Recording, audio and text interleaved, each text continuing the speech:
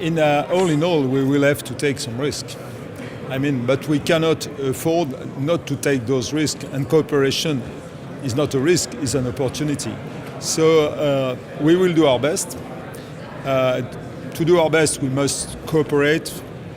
We have a lot of lessons that we have taken out of the last operations. We must really capitalize on that. We have good people, well trained, well exercised, and this is one perspective to keep this level of commitment, of training, because thanks to these good people, we are able to fulfill the task today.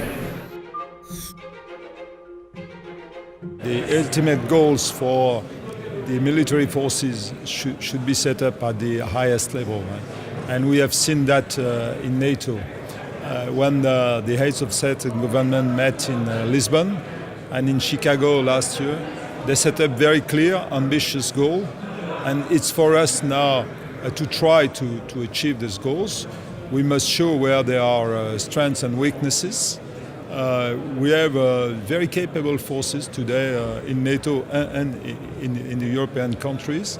And the aim really is to keep this high level of military relevance and to keep the interoperability between the forces. And when I mean responsibility, I think it's time to take courageous decisions according to these goals and to the resources that are available. In doing that, we must look not only on the short term, but as well on the long term. So there are these two perspectives to consider, with a clear pragmatism for the short term. The budgets are what they are, and a kind of vision for the long term, and hopefully that will improve. But it is our task really to get, I would say, the best out of the resources that we have today, and to achieve that through pooling, sharing, smart defense, connected forces initiative. The margins are not very high, but they exist still, and that should give more confidence at the political and the military level.